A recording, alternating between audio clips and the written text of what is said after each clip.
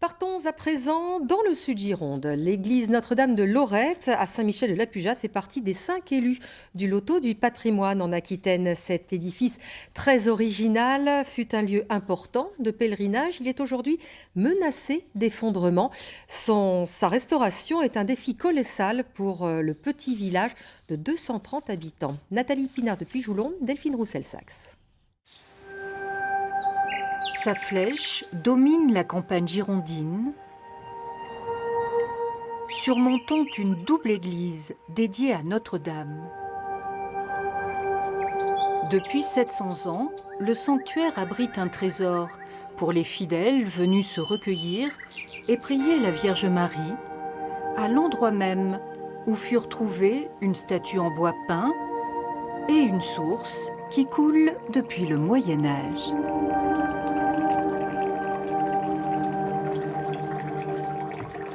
Nous sommes au pied de l'endroit où tout a commencé, puisque la tradition orale nous dit que, alors, vers 1150, c'est des jeunes bergers qui gardaient leurs troupeaux et qui, tout à coup, ont vu apparaître une dame blanche d'une grande beauté au pied d'un buisson à côté duquel coulait une source. La source est réputée guérir les yeux.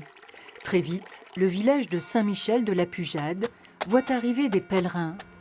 Et des processions s'y déroulent jusqu'aux années 60, laissant de grands souvenirs aux anciens.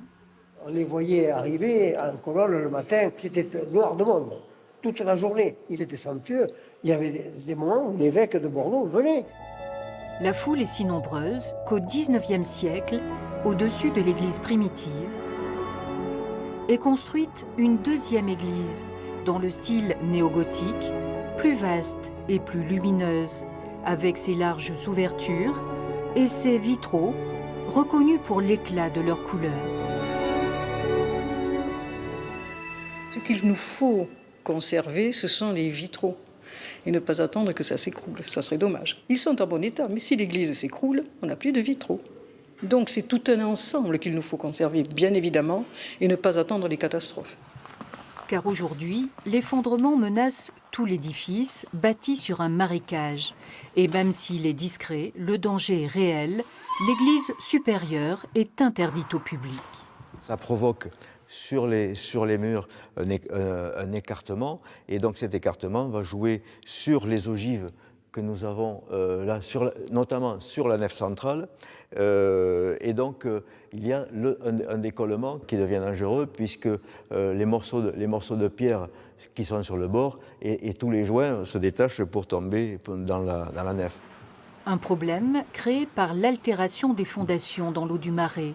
La restauration frôle les 2 millions d'euros, abyssale pour un village de 230 habitants.